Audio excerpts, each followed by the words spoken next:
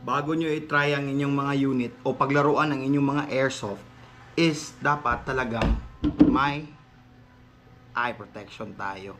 Kasi walang binibentang mata sa palengke. Walang replacement yung mata. So, safety first guys. Bago nyo paglaruan yung mga unit nyo, eye protection muna. Bago umaksyon, protection! Nakaload na tayo ng BBs and gas. So, try out na natin. Out of the box to ha. Wala tayong binago dito. Out of the box to. Sobrang crispy.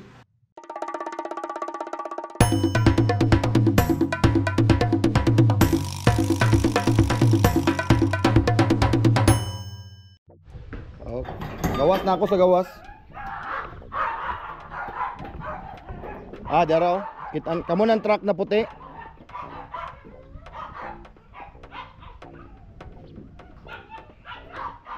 So may package tayo guys. Galing kay 6mm Philippines. Diyan na, parating na yung truck. Parating na yung truck guys.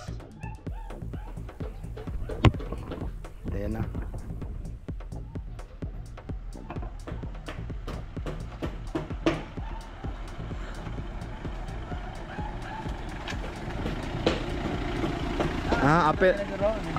Apel mo sa vlog ha, apel mo sa vlog. Galing kay 6mm. Ano? Ano yung package? Uy, mabigat. Pero bago ang lahat, ako si Allen. Sili ang negosyo ko. At maangang ako magsalita. So what's good? So yun na nga, mag-unboxing video. This vlog is all about about sa package natin na dumating. Mag-unboxing tayo. Ito. Galing to kay 6mm Philippines. Big shout out to Boss Bry. Maraming salamat sa tiwala na binigay mo sa akin, at sa regalong binigay mo, kahit malayo pa yung Pasko, ay may natanggap na akong regalo galing sa 6mm Philippines. So, 2 linggo at 3 linggo ko din tong inantay guys. So, very excited na tayong buksan kung ano man ang laman nito. Hindi ko alam. Sabi ni Boss Bry, surprise daw eh. So, ayan na, bubuksan na natin.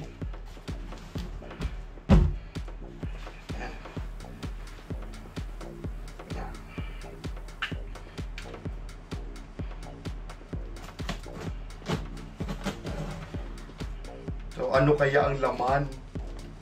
Ano kaya ang laman nito, guys?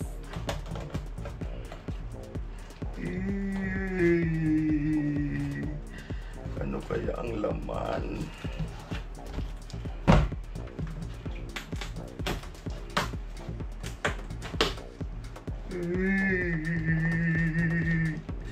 Ano kaya ang laman?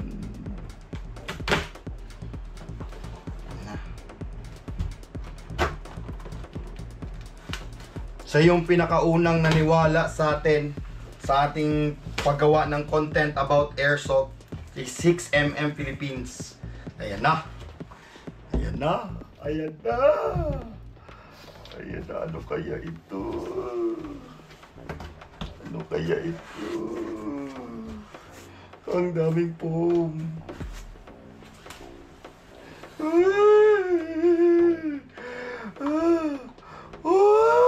May tracer na ulit. A-Stick na tracer pa talaga.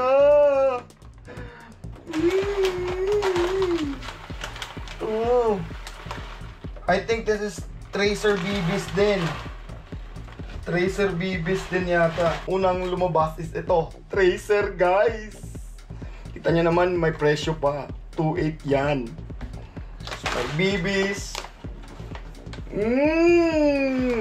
May 1350 lumens tayo ulit na flashlight. Sakto to para sa night operation bukas. Tapos may gas. Yan, may gas. And ang huli,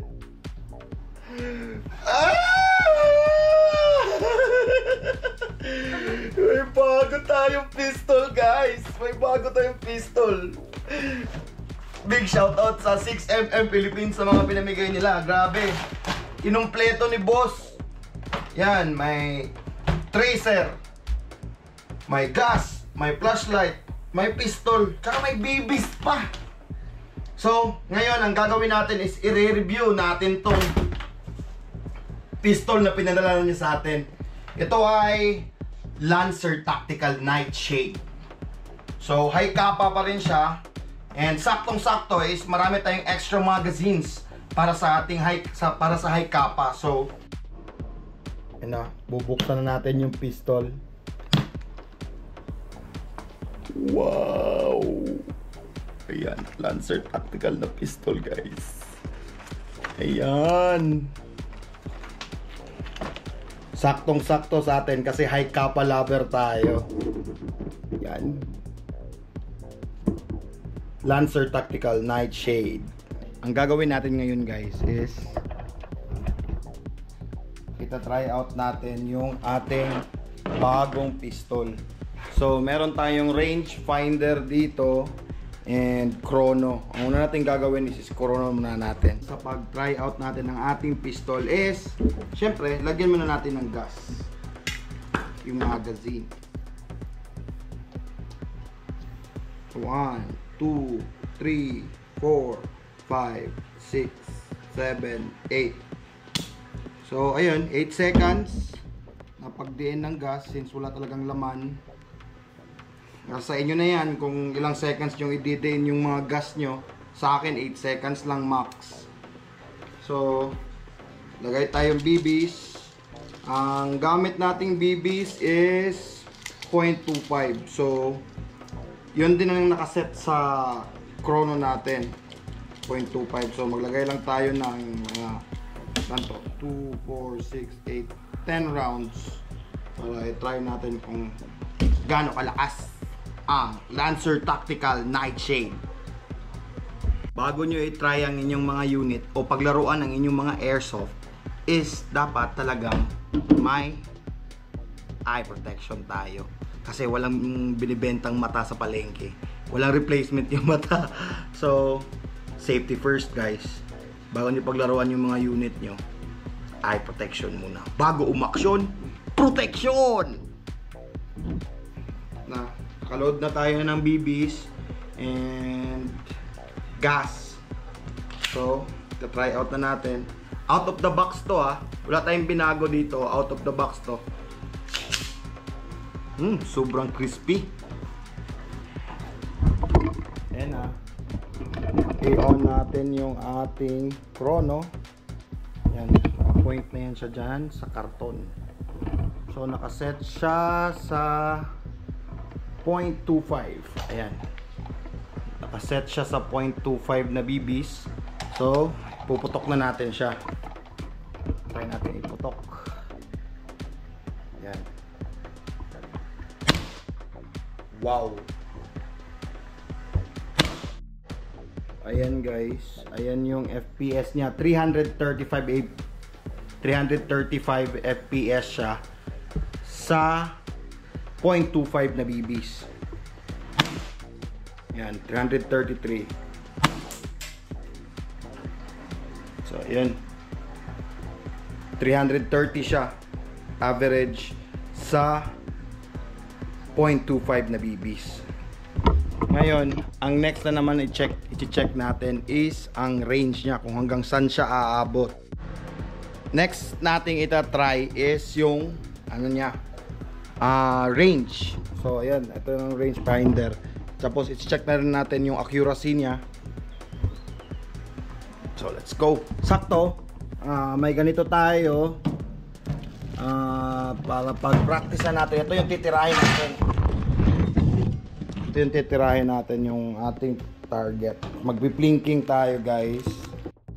So, na-set na natin ang ating target. Yan. Set na natin siya sa 10 meters. Sinilip natin siya sa ating range finder. Ayan. Scanning. 10.7 meters. Ewan ko lang kung makikita nyo. Try natin.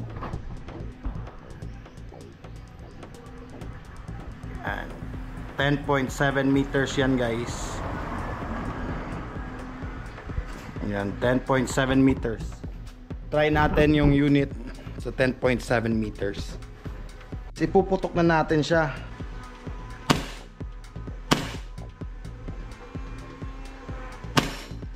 Yun. Subukan nating ubusin na isang magazine lang. Yan.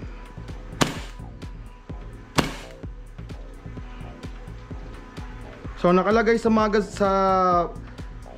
manual niya is 28 rounds lang yung pwedeng ilagay sa magazine niya.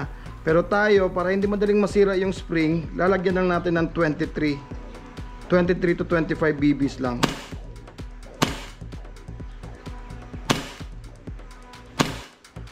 So, pinuputokan natin na distansya ngayon is 10.7 meters.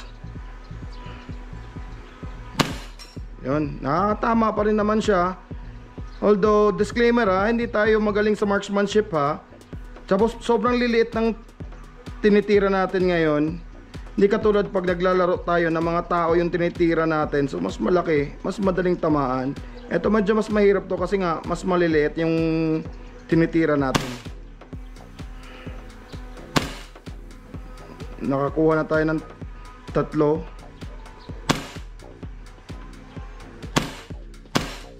Yun. 4 na. Yan, gumagalaw na siya. So, mas mahirap ng patamaan.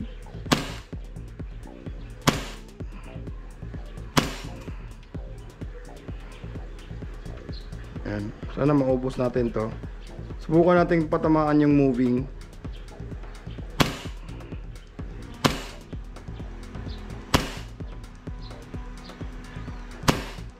Yan, slide lock siya. So it means ubos na yung bala niya. So, tanggalan natin. Not bad for 10 meters So ganun kaliliit na mga target. Not bad yung accuracy niya. Out of the box to guys, wala tayong binago dito. So, yun na, yung tracer tsaka flashlight, ita-try out natin mamaya pag medyo madilim na.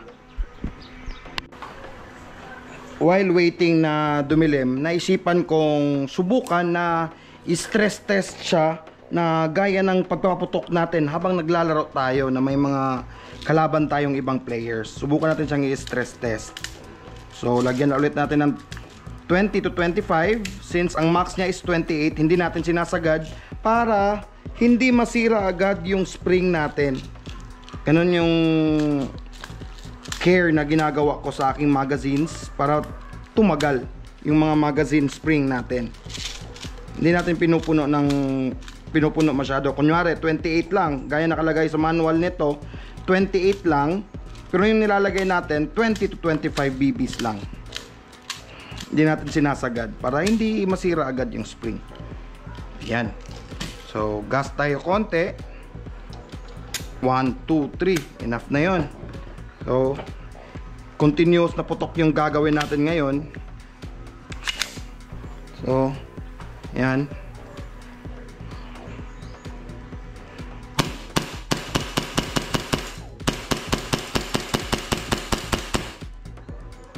Yun. Sobrang snappy niya.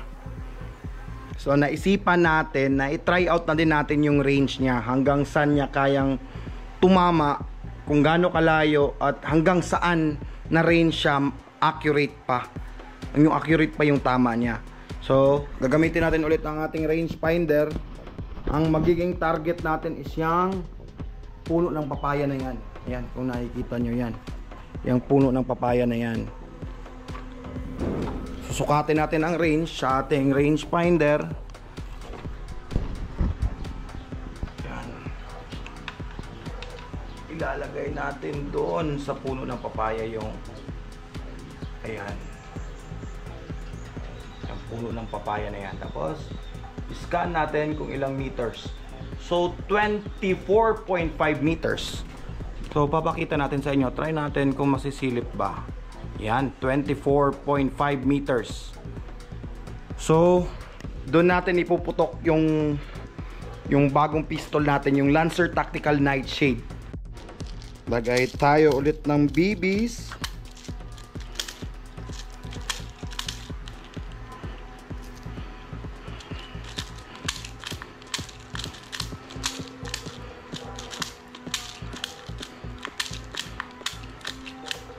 Yan, tama na siguro to. Hindi na natin pupunuin. Tapos since nakunan nyo ng gas kanina, 3 seconds ulit tayo. Yun. So, ewan ko kung makikita pa rin ang bibis ba, makikita pa ba ang bibis sa ano. Pero ipuputok natin siya sa puno na papaya na yan, which is ang layo is 24.5 meters.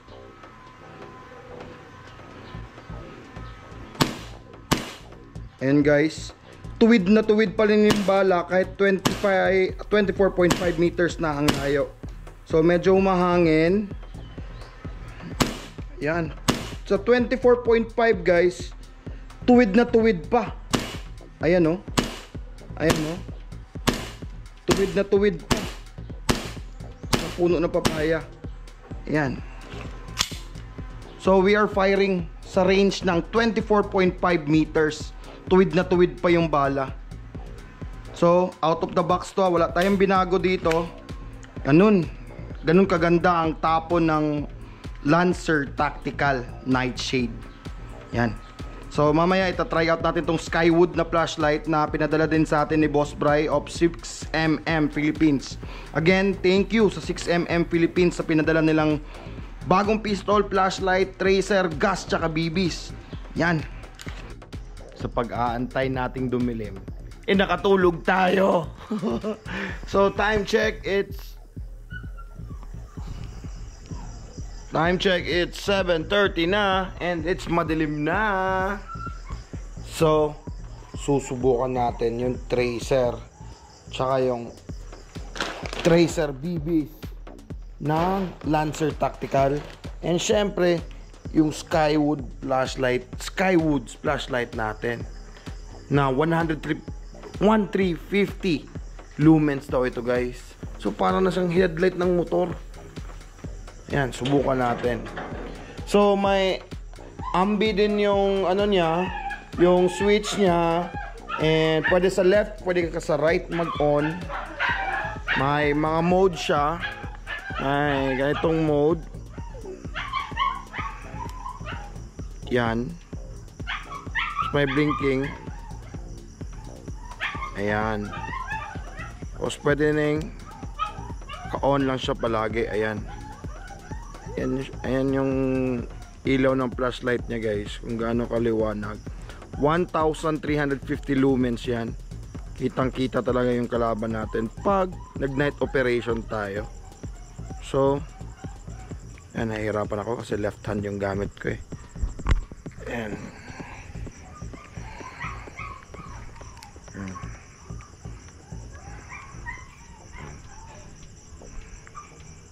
Yan no.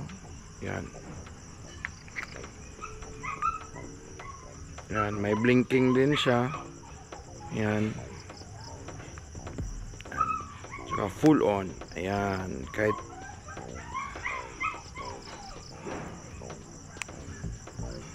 yan yung full on niya.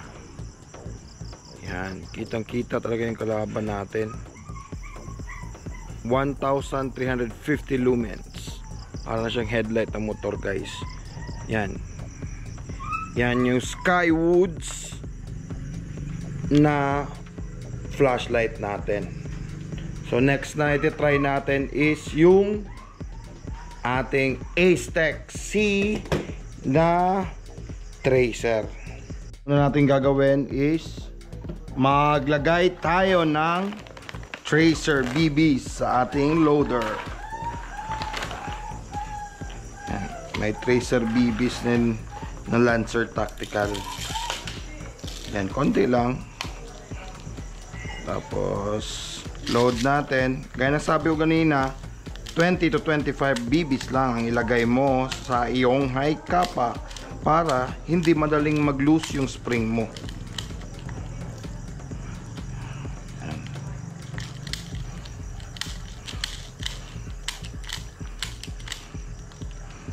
Papakita ko kay Mrs. Merly! Tali, tanawa.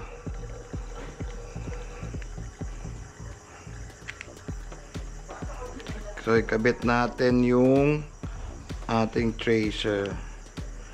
Yan. So, ang kagandahan nitong tracer na to is iaalog mo lang siya, is automatic nang nag-on siya. Yan, may umiilaw-ilaw na nag-green sa loob. Ibig sabihin, naka-on na yung tracer natin. So, since nagamit natin to kanina, gas up tayo ng 3 seconds lang. 1, 2, 3. Yan, puputok na natin. So, madilim. Tatry out ulit natin yung ating Skywoods na flashlight at ang ating tracer. Yan, kita nyo naman kung gaano kadilim. Gaano kadilim guys, diba? Diba madilim? Pagsindi ng ating Skywood na flashlight, 1350 lumens. Ganun kaliwanag. Ganun kaliwanag ang 1350 lumens na flashlight. Abot yan hanggang doon, no? Sobrang layo ng abot. Yan. Try natin yung tracer BBs natin. Ayan, no? Tan.